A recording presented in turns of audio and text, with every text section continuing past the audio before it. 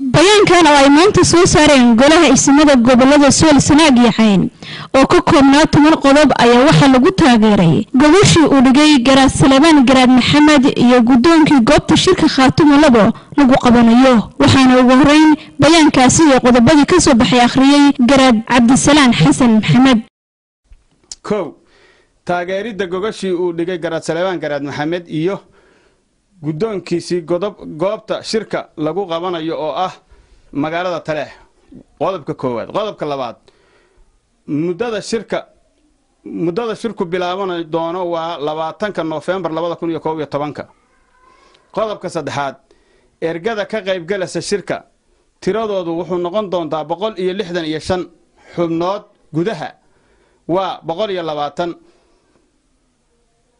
xubnaha dibaduna waa 45 xubnood oo lagu soo xulay doono 3 meelood oo ilbaanta wuxuu qaybsan jiray qodobka afraad in shirka lagu marti qaado 25 xubnood oo marti sharaf ah 20 xubnood waa dadka gudaha 5 xubnoodna waa qurba joogta beesha qodobka shanaad beel walba isimka cuqaasha iyo waxgaradka ayaa soo xuli doona ergada shirka uga soo qayb galaysa qodobka lixaad ergada dibaddu waxay ku imaanayaan habka 3 meeloodka waxaana soo xuli doona beel walba qurba joogteeda qodobka toddobaad qarashka shirka sidii horeba looga ballamay waxa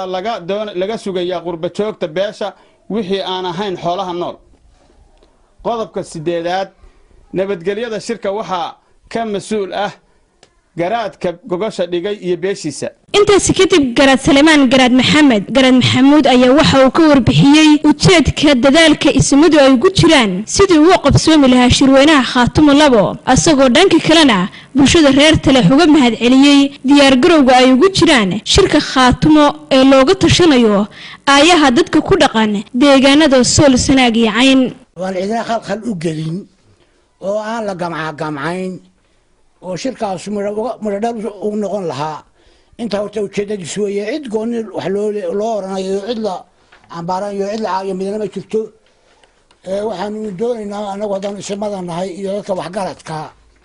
oo wax xumi dhibayaan waxaanu leenahay shirka yaa la burburin maayo yaa la gacmayn ugaas Cabdullaahi Ciise Nuur Garaad Abshir Saalax iyo Boqor Cabdullaahi Axmed Cali ayaa iyaguna siyaabo kooban uga hadlay u diyaar garowga shirweynaha Khaatumo labo shirkaas ismaahan waa taageerina runtii 100% baan taageerina waxaan ilaahay ka rajaynaynaa in ilaahay inoo fududeeyo markii Khaatumo la qabtana waa xoojiyo oo waa la taageeray oo qoraal ah markana meeshii gogosha la dhigay waa garaadku ku baaqay ama ku dhawaaqay iyo beeshu baa lagu wada gowracan yahay ujeedadii shirka iyo kulanka iyaga kan waxaa sheegay garaadka inaanu annagu ku taageerno garaadku gogosha u dhigay taageernana shirkaas ayaa kulankani uu ahaa wuxuuna ku nuxuraysnaa waraaqdii uu garaadku akhriyay shirkani oo loo balansan yahay inuu ka qabsamo degmada Taleex ayaa la filayaa inay ka soo qayb galaan wafuud iyo ergooyin boqolaal gaaraysa